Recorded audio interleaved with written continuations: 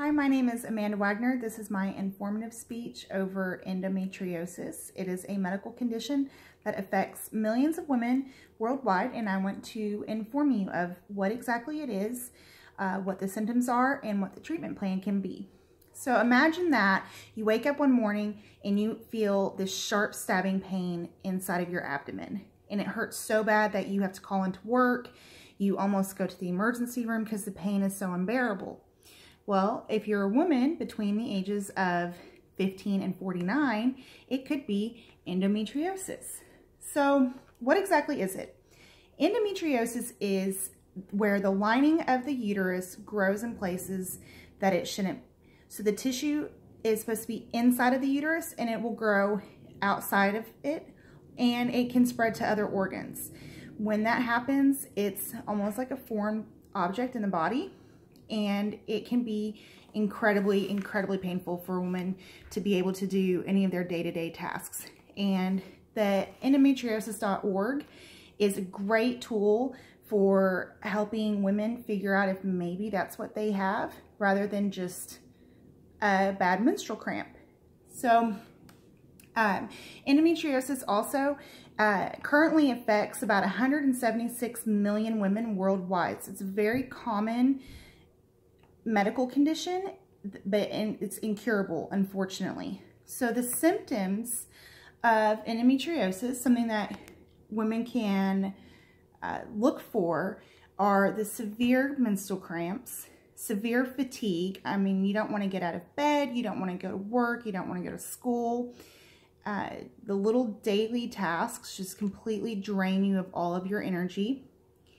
And it can also lead to having painful intercourse, painful when you're trying to just bend over or stand up. It feels like something's tearing inside of you, and it's a painful condition. So how can you treat it? Well, there's about 3 different ways.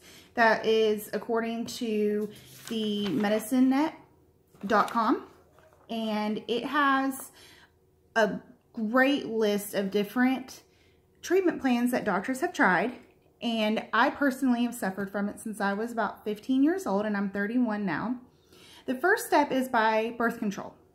So birth control can be used because it manages the hormone levels in your body, and that's what can cause the endometriosis to grow, is an imbalance in the hormones. So by taking birth control pills, you are regulating out the level of your hormones, and therefore tricking your body to where it's not making that tissue for it to grow in other places. It's a trial and error on every birth control method. There are the birth control pills, or there's an IUD. There's even an implant that can go in your arm that can help regulate those hormones. The second method that some doctors will use is just pain management. And by pain management, they mean narcotics that you take almost on a regular basis to manage the pain. Now, there are risks with that because there are pill addictions and drug addictions that can cause from that.